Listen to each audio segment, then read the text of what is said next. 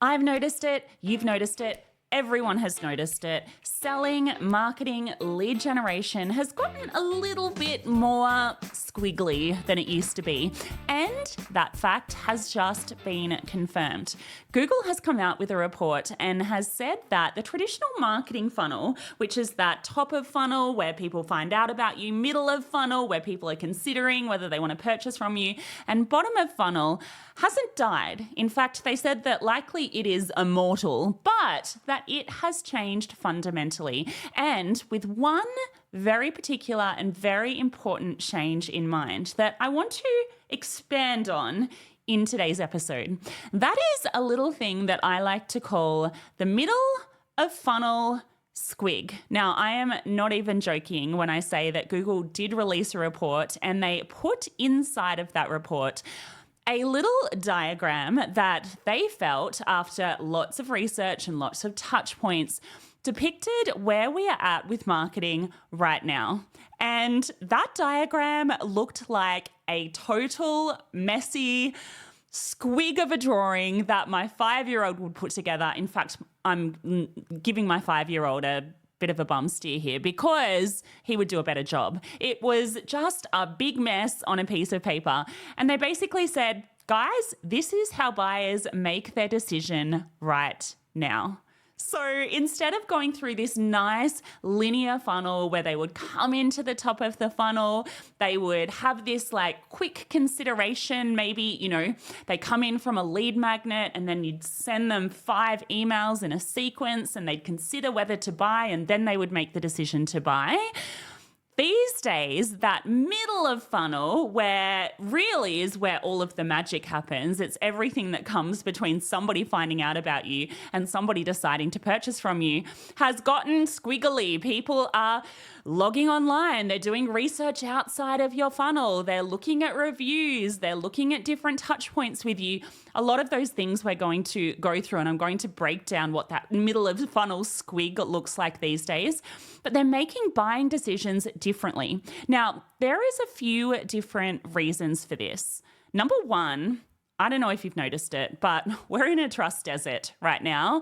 Everyone, especially inside of the knowledge industry, has been around the block a couple of times. And essentially what that means is that they have bought different offers, they have worked with different people, likely they have been burnt, they have realized that the shiny exterior of what people sell online doesn't always match what is behind the box, and they're more wary. They're more seeking of trust and authority than they ever have been before because they're not trusting at face value that something is what it says it is, because unfortunately, thanks to the cowboys and the charlatans and the grifters that have flooded into the industry, particularly post-2020, we've all been burnt, and we all want to make sure that the people that we're purchasing from we can trust, which I actually think is a really good thing. Number two, the industry is growing up. So whereas a few years ago, and I'm literally talking like 5-6 years ago, you could come into the expertise-based space, so coaching, consulting, courses, all of that good stuff, and you would stand out literally by virtue of being there. And this is pretty common with a market that is just getting started, hasn't yet hit that kind of market saturation point. And so the people that came in as early adopters were getting business and they were thriving simply by virtue of the fact that they were in the market at all. That has fundamentally changed. More people have come into the market, which has meant that more people, all of those people coming in and the original people, have needed to get more sophisticated with the way that they garner business rather than just putting out stuff and getting the business because they're in the market. They actually need to niche and specialize and market better and nail their middle of funnel squig. And number three, and this really has come about because of number one and number two, but we as consumers are savvier. We are more discerning when it comes to the decisions that we're making. We're doing more evaluation. We know how to actually scour the internet and find the real deal when it comes to purchasing something, and so we are doing it. The result of that is just because we're in a funnel, a lot of the times we know we're in a funnel these days, especially within the space that the business space where everyone kind of knows how funnels work. They know how, when they download a lead magnet, they're going through a particular path and a sequence and they're likely going to be made an offer. Less so in the B2C space, being the business to consumer space. But really overall, we're pretty savvy. We know that we're in funnels and also we are much more willing and able to look outside of that funnel to do our research. Like I said, we're seeking reviews. We're looking online for, other things that are going to help us to feel completely clear with our buying decision-making process. And all of that is to say that even though the way that we kind of go through funnels and the way that marketing works is changing, it doesn't mean that it has gone away. The timeless marketing principles still remain. You still need to go through that consideration phase and you still need to make sure as a business that you have that in place in order to sell. If anything, you need to amplify that about 10x at the moment. But to stand out and sell in 2025, you're no longer just one funnel away. You really need to make sure that you have that full infrastructure set up so that when somebody comes to, a lead magnet or to the start of one of your sales funnels, they're kind of coming there already partly sold. All of the middle of funnel squig work that you have done beforehand and that you do as you lead them through that buying journey is doing its job, and it is amplified and it is more than it was before, and it is garnering more trust and more authority than it was before. So that number one, you don't have these cold people coming to you and you're just expecting them to buy. And number two, once you're kind of taking them through a sales process, you're actually doing it in a way that is building trust and building rapport and building those different touch points with you so that that decision to purchase is a comfortable one. And honestly, I think that is a good thing for everyone. Now, there's basically two camps of people at the moment. There are the people that are going to keep doing things the way that they have always done it, running with that direct response, wham, bam, give me your sale, ma'am, approach to marketing. And there are going to be the people that are going to work on their personal brand. They're going to build out their middle of funnel. They're going to make sure that there are more touch points than ever in order to make sure that they are the one that continues to sell and stand out in this interesting and changing landscape that we find ourselves in. So if you want to be one of the latter, I have got 5 things that I think are really important to focus on in this day and age in order to build out that middle of funnel squig, that kind of buying, decision-making, consideration, evaluation phase that people are going through for longer and going through in an erratic, chaotic way, and even Google drew it like a big, messy drawing, and actually stand out and sell at the end of it. So I'm going to go through each of them in turn. They do kind of go in order as well. Let's dive into number 1, which is brand.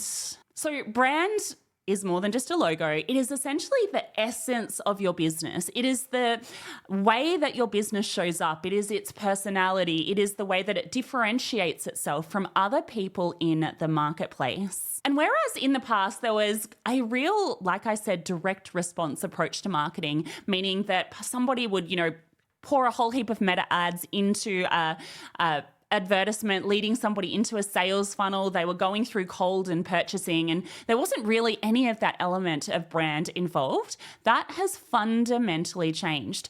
In order to stand out and in order to be the person that is going to win the trust and rapport and authority race and all of the things that are required to sell right now, there needs to be a greater emphasis on this intangible but very, very important brand piece so that you can color all of the things that I'm about to tell you about in the 4 points that are going to follow this one with something that is going to make your business stand out and differentiate you from all of the competitors in your marketplace. The bottom line is that there are ultimately only ever 3 ways that you can dominate a market. Number 1 is that you can be a little bit better. Now, that is noble. It's something that we all aspire to, but it's actually very difficult, especially when you're very first starting out. And also it's such a subjective thing. You can be a little bit cheaper, which obviously is a race to the bottom, competing on price. Or you can be a little bit different or a lot different. And so the essence of brand is really about how you are positioning and differentiating yourself in the marketplace. Now, a lot of this at the moment comes down to hyper specificity. Now, that doesn't mean that as a personal brand, you only have to talk about one thing always and forever.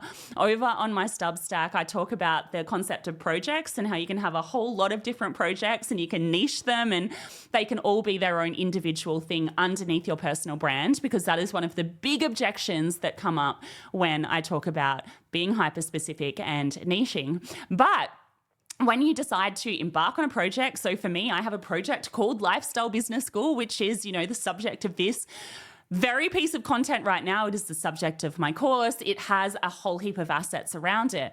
What you want to do is make sure that that is hyper specific. You want to make sure that you're going at least 3 layers deep when it comes to how specialized you're getting. So, for example, you might choose wealth and then you might go into online business, but there's so many people that are doing online business now that you need to go a layer deeper. And that layer deeper is the vehicle that you're using to generate an outcome. And that needs to be something that stands out in and of itself. So, for example, for me, it's all about lifestyle business. Building a lifestyle business that has high profit margins, working 5-hour days with a lean remote team. See how that is hyper specialized? Then you want to make sure that you have one market that you're talking to. And this is all about positioning. I'm not going to go too far into this whole branding piece other than just to say it's super, super important. I mentioned Substack before, but I do have a series coming over on Substack that is going to walk through this whole positioning, differentiation piece so that you understand exactly what the important elements of it are. But once you have gotten really hyper specific, which is really how you stand out in a crowded marketplace these days, people didn't need to do it a few years ago. They had the luxury of just doing whatever they wanted. These days, there's more people and therefore we need to find our little space. But once you have kind of gone that 3 layers deep, you want to make sure that what you're doing with your business is solving a problem that somebody has. So you're not just delivering a service, you're not just creating a course, you're not just coaching on something. You're actually identifying a specific person that has a specific problem, and you are then positioning the thing that you do to solve that problem. So this is the difference between saying something like, I teach people marketing. Nobody cares. And saying, I help course creators double their leads with podcasting. See how we've chosen a person, we've chosen a problem, they're not getting leads, and we're actually taking that vehicle of marketing and we're positioning it into something very specific. So that is brand, and it is the thing that is the foundation under which everything else that you do inside of your middle of funnel squig sits. So I'm going to be talking to you in a moment about increasing the touch points that you have with people, about making sure that you're spending at least 7 hours or you have at least 7 hours of content that someone can binge and consume. But if the actual essence of that isn't hitting the mark, and if you're in the position where you kind of feel like you're doing all of the things at the moment, but you're like, it's still not working for me, then you want to go back and you want to look at your brand, look at your niching, look at your positioning, look at how you're crafting a talk-aboutable edge to set you apart from everybody else, and ensure that that is on point so that all of the things that you are distributing out there actually have that flavor and that essence and will stand out in and of themselves.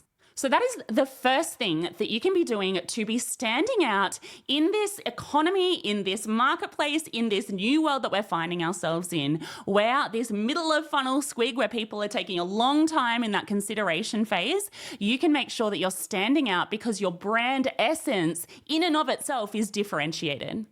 Once you have that in place, I'm going to move on to my tip number 2, which is to make sure that you are establishing a clear middle of funnel trigger in your marketing.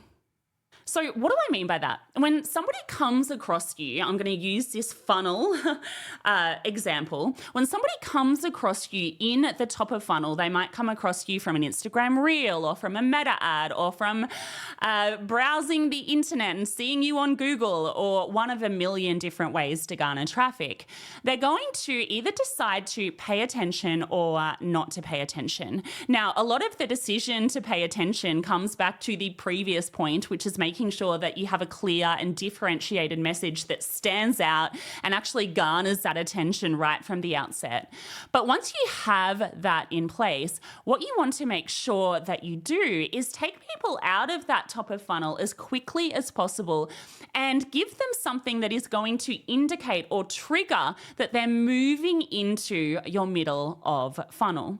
So middle of funnel is where you take someone from having that broad interest, they first come across you, maybe they've decided to follow you on Instagram or they're reading one of your articles or they're taking one of those initial actions when they first found out about you. They generally might be in this phase for, 2 seconds and then they go into your middle of funnel, or they might be following you on Instagram for a little while, but you need to have a trigger that is going to signal that they're moving further down the funnel. A lot of the time, what I recommend is a lead magnet. So a lead magnet is essentially something of huge, incredible value. I cannot underline and bold and emphasize that enough. You don't just want to have some boring lead magnet with something that ChatGPT could spit out in 2 seconds with 5 tips for how to do XYZ. That is not a lead magnet that is going to fly in this day and age.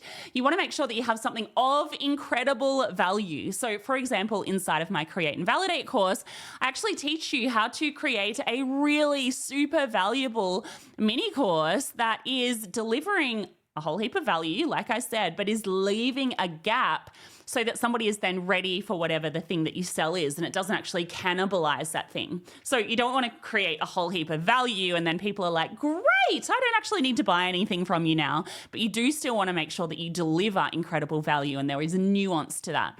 But the way you do it is kind of a bit of an aside, really, for the point of this at the moment. What I really want to hammer home is that you need something that is going to trigger that somebody is entering your middle of funnel. And the best way to do that is with a lead magnet that is getting them onto your email list. So that act of downloading that lead magnet is the trigger that triggers, okay, this person is going into the middle of funnel squig. So they've taken an action to indicate that they're not just kind of at this top level interest, they're actually interested in knowing a little bit more.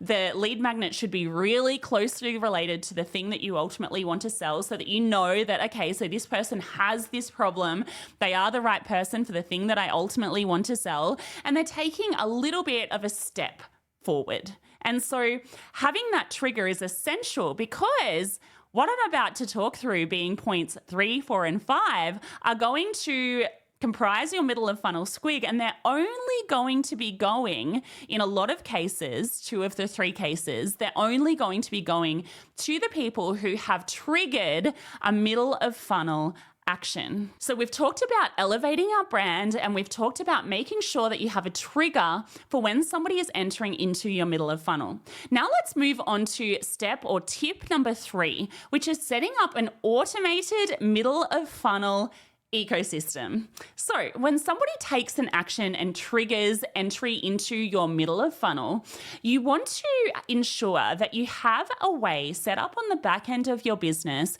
to tag or to somehow indicate to the internet gods that they have entered into your middle of funnel. So primarily, there's going to be 2 places you're going to do this. Number 1 is inside of your email system. Now, this is going to be fairly easy if you have had someone download a lead magnet, because as soon as they download the lead magnet, you can be tagging them inside of your email system, and they are then kind of like a middle of funnel contact, right? So they've gone in, they've downloaded this thing, And therefore, they're on your email list and they're ready for the start of what I'm about to talk about. The other place that you want to do this is on social media. So when somebody takes that trigger action and they decide, yep, okay, I'm downloading this lead magnet, there might be other trigger actions as well. Like they might watch more than 10 seconds of a video that you have out on social media, or there could be a million other trigger actions. But let's say that they take one of those. You want to have set up inside of your social media, like for example, meta ads, you want to be able to add them to an audience that indicates that they have taken that action. Now, why is this important? This is important because the next step is that you're going to set up an automated middle of funnel ecosystem. Now, I like to call this a star system because essentially what it does is it makes you a star just to them. Now, this is really important when it comes to personal brand-based businesses. I will never ever forget the day that I was walking into Topshop in London and I saw a girl walking out towards me. And I said to her, oh my God, hi, how are you? And she looked at me like I was a crazy person. I kept walking and it took me a little while to realize that the person was actually Hilary Duff. And it wasn't that I knew her and she was a friend, even though my brain told me that I did. She was a celebrity, she was on TV, but I had just seen her so many times that I felt this rapport and this intimacy with her, so much so that I made a fool of myself and said hello. Now, she was kind and she just kind of walked the other way. I'm sure she gets it a lot. But this is really the effect that we're going for with this automated ecosystem. What we want to do is that when somebody takes an action to indicate that they want to come into our middle of funnel, we want to actually set up a star system of automated content via email and via social media that is going out just to that person, that is delivering incredible value. We're not being salesy at this particular point in time, so the actual content that goes out matters.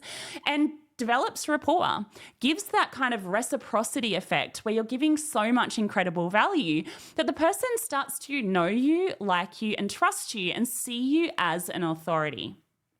So from an email perspective, what will then start to happen is that emails will start to automatically go out to that person without any work required from you other than the initial upfront setup, of course, where you are sending emails that are starting to deliver that brand message that we talked about in point one and your point of difference, and starting them to think about a different way of solving the problem that you ultimately solve and setting yourself apart from the competition, but doing it in a really value-driven, entertaining way for a period of time. It could be 14 days, it could be 30 days, it could be every day, it could be every second day. There is nuance to this, but that is the gist of what you are doing.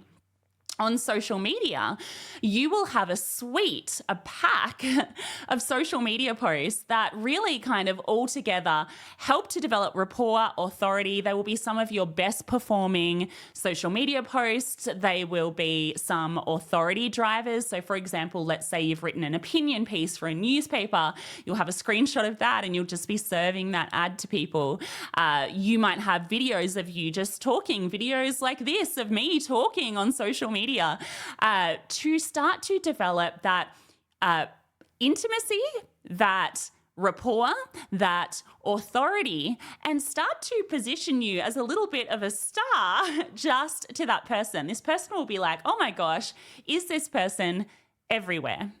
So the benefit of having this system set up and doing it before you start to pour people into your top of funnel, and I talk more about this concept of building the funnel backwards. So you want to have this sort of thing set up before you start pouring people in my previous episodes. So definitely check that out. You want to make sure that you have this set up so that when somebody comes in, it's not like they end up on your email list and then it's crickets and then you just never ever talk to them again forevermore until 3 months later when you forget, and then you send an email and then they unsubscribe and mark it as spam because they're like, who is this person, right? So you want to just have this floating around in the background. And like I said, it's not salesy. It's not trying to sell them something. It is just starting to build up that knowledge of you and that authority in the background so that they have their Hillary Duff moment. So that when you actually do in the future make a sales pitch, they're like, I know that person. That person knows what they're talking about. That person has some authority markers. Now, of course, in order to have this automated system set up in the first place, you actually need to have the content to go in there. Now, inside of my Traffic Playbook course, I actually give you all of the emails. I give you inspiration for all of the social posts, all of the ones that I have used in the past. I give you the social media planners, all of the things, but you need to create the content. And so that brings me on to point number 4, which is my tip around, and I actually think that this is probably the biggest tip for dominating this middle of funnel squig and making sure that you have multiple touch points with people is, the hint is in the tip, more and longer touch points. So the test for you is this. If somebody came across you, would they have 7 to 9 hours of content, whether it be podcasts or blog articles, or it could be Instagram Reels, but 7-second Instagram Reels would take a long time to get to 7 to 9 hours, or a book, or something that they could be binging on for 7 to 9 hours to find out more about you. If they don't have that, you are losing the marketing race right now. Where we are at the moment, people need multiple and many touch points and time with you in order to decide that you have the authority and that they have the trust in you to feel ready to purchase from you. And so that is a test. I want you to run that test on yourself. And if you're struggling at the moment to make sales or you feel like you're competing on price, likely this is the reason why. So really the gold standard here is long form content. So it is things like writing newsletters, having a Substack, having a YouTube channel, having a podcast. I don't recommend doing all of them, or at least not all of them at once. You can absolutely dominate just by picking one of them. Pick the medium that best suits you. One thing that I have learned about myself, for example, is that the energetic capacity that it takes for me to show up on video is always much higher than writing. And so my core content at the moment is Substack. So I write these 2,000-word blog articles and I go deep on different things and I absolutely love it and it feels easy. I can knock one out in about 1 to 2 hours and I'm done. Now for me, I have gotten to the point where I then take those articles and I record podcast episodes and I have those on YouTube and then I can take pieces from it, etc. But that comes with time. If you are just starting out, you just want to have one and you want to be consistent with it. And as you go on, you can start to do some more with it. But long form content is the gold standard. Now, does social media count when it comes to this? It does, but like I said earlier, it is going to be much more difficult to get to 7 to 9 hours of time with you in 7-second reels. So it is one of those things where the way that I actually recommend organizing your content flow is starting with a piece of long form content every single week, making sure that that one piece of long form content has some hooks inside it. So for example, with this exact piece of content, you will notice that I started out with why is it important to understand the middle of funnel squig? And then I have 5 very specific points that I'm touching on that is going deep into each of those. Now, each of those points has a hook. So for example, at the very start of this particular point, I asked you, do you have 7 to 9 hours of content? That can be cut up and that can be made into a 7 to 9 second reel because it's starting with a hook. So the flow when it comes to your content is that you want to have your brand and your point of difference. You want to infuse that into a long form content channel. And then you want to ensure that that long form content has hooks baked in that you can then use and distribute across your social media channels. So that is the way that I recommend doing it. How you do it is completely up to you, but you want to make sure that you have it. You want to make sure that in some way, some shape, some form, you have 7 to 9 hours with you. Now, if you're at the point where you're like, I cannot commit to long form content at the moment, Stevie, I can't do it. that I want you to think about having something that is still bingeable. For example, can you create a private podcast series? Can you commit to creating maybe a Loom video series where you just put 5 videos up on YouTube and it's running through a series of different things and then you're constantly driving traffic to it? Can you start a little bit smaller or a little bit more not ongoing for the commitment phobes, just so that you have something that is giving people more time with you? Now, one thing that I will say with this as well is that I do believe that video, or at least audio, matters. I think that there is something about authority where somebody needs to see you speak, they need to hear you, they need to understand you, see if they vibe with you, see if they gel with you. Now, I'll share the way that I'm doing it in my business at the moment. Now, like I said, I have my Substack, so I create the core pieces of content over on Substack. I try to commit to creating 1 article every single week, so definitely come and subscribe over there. I have a podcast episode that is going out every single week, and sometimes it's the Substack content, sometimes it's something different, it just depends. I have those going up on YouTube, and I'm giving myself grace that they're not perfectly edited and they're not amazing, but they might be with time. This is the thing with this stuff, you just need to do it. And those are what I consider my long form content channels. I then feed into Instagram and LinkedIn using the flavor of that long form content in order to create short form pieces. And then all of that, from my social media to my long form content channels, has invitations to get you hopefully into my middle of funnel squig, where as soon as you download a lead magnet or you enter one of my marketing funnels, you will enter the middle of funnel squig and you'll start to get that kind of star power automated content system. Now, I want to be really clear here that for the most part, long form content isn't about top of funnel activity. And this is a big mistake that people make. For example, they start a podcast and they want it to grow their audience. Actually, for the most part, long form content is middle of funnel activity. It's building trust, it's building rapport, it's nurturing people. There are a couple of notable exceptions. Number one is YouTube. If you create growth-focused YouTube content, it can be used for discoverability. The trap with that is that you can fall into the trap of only making growth-related content so that you can go viral, but actually it's not content that aligns with your brand, so you need to be careful of that. The other place that I have found where you can create long form content and it can also have that discoverability baked in is Substack. So Substack is a social media channel in and of itself. Yes, you create newsletters that go out to your email list, but they also live on Substack and people can discover you.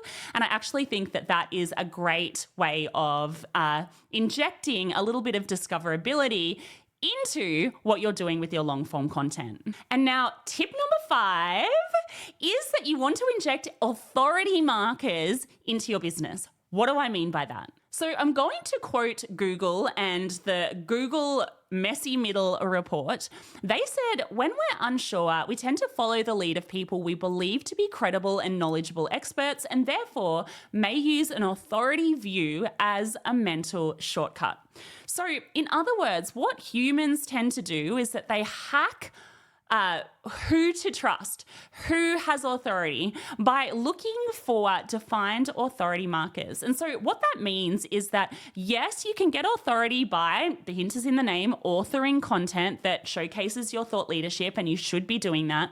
But one of the ways that you can start to shortcut or accelerate that process is also to intentionally include inside of your marketing plan a cadence where you are seeking out things that will help to build your authority, that you can add into things like your automated star system so that people are seeing it over and over. So what do I mean? I mean things like PR. So can you secure PR? Can you write opinion articles that, cover a topic that is something that you have a skill set, knowledge, or expertise on? Speaking on stages, guest podcasting. These are intangible, but they're actually not. They're very, very much tangible when it comes to the authority markers that people need and that people use as a shortcut to decide whether you are someone worthy of trusting, you are someone worthy of developing or having the rapport with, and They seem intangible, but they're actually not. These are the things that people are using, and the psychological kind of process that they're going through in their mind to decide whether you are someone with authority, whether you are someone that they can trust, whether you are someone that they actually think is the real deal and that is legit in a sea of charlatans and grifters. So the way that you want to do that in a very practical sense is I recommend aiming for a certain cadence of PR or speaking on stages or whatever it is for you in terms of the strategy that feels most aligned, that you're going to secure. So for example, for me this year, I have a goal that once every month I'm going to secure some sort of PR article or I'm going to write an opinion piece. And so in order to do that, my goal is one piece, and therefore I'm going to pitch 4 or 5 or 6 or as many as it takes, but at least 4 is my goal, publications or people or platforms in order to achieve that. Now, yes, it takes time, but it is something that if you just commit to doing it in the background, it will stack up, and over time you will become the go-to person in your space, and you will become the person that somebody decides that they want to work with, and they're not competing on price in order to do it.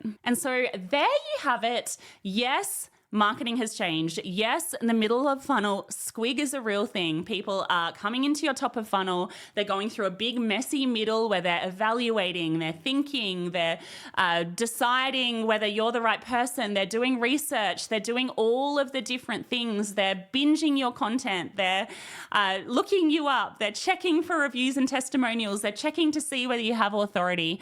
They're taking all of those actions, which I think is ultimately a good thing. I love that the market is growing up. I love that all of the charlatans that used to get away with this stuff don't so much anymore. And we are actually getting to the point that people want to work with people with real authority, and they are seeking out those trust markers. But they're going through like a bigger and a longer process of doing that before they're making the decision to purchase. And so there are 5 ways that you can be one of the people that stand out in this landscape. Stop just doing things the way that you used to do it, or thinking that you can just shove somebody through a funnel and have them purchase in 5 days. It's not the way to market and sell these days. Instead, number 1, work on your brand. Make sure that you have a clear point of difference, that you are hyper specific, and that you have a talk aboutable edge that is differentiated from everyone else in your marketplace. That can then infiltrate everything else. Number 2 is to establish a middle of funnel trigger point. So you want a way of triggering your automated star power sequence, and just knowing that somebody has taken the next step with you, that potentially that they have the problem, that they're motivated to solve it at the moment, that they're thinking that perhaps you might be the person that can solve it. Make sure that you have a trigger point in place. Number 3 is that you want to have an automated star system in place. So once somebody triggers your middle of funnel, you want to be a celebrity. You want to be the Hillary Duff in their space, and you want to do that with a social media and email automated sequence that is very strategically put together, that is building trust and developing authority. Number 4 is that you want to have more and longer touch points. Make sure that somebody has 7 to 9 hours of content that they can binge when they are deciding whether you are the right person for them. If you don't have that yet, I recommend strongly committing to a long form content channel. Pick the medium that suits you, that feels the least, the most effortless, that flows the most. If you hate being on video, create a Substack. If you hate writing, create a podcast. But have something that is going to be the thing that people go to when they're in that decision-making process to decide whether you're the right person to work with. And number 5 is to slowly but surely develop authority markers. Set a goal for PR, for speaking on stages, for guest podcasts, for writing opinion pieces, whatever it is. Yes, you can do it. No, it is not something that only other people who are further ahead can do. I want you to get out of that imposter syndrome. I want you to put your pitches together, and I want you to get them out consistently so that slowly but surely you can start to develop or build upon those authority markers to get and fast track the psychological process that people are going through anyway when they're deciding to purchase, having those markers act as a shortcut. Google said so, so it must be right. All right, guys. Well, that is it for today's podcast episode. If you want to go deeper on any of this, definitely check out the last episode where I talked about the marketing funnel in general, and the next episode that is coming where I'll dive into the top of funnel now that we've covered bottom of funnel.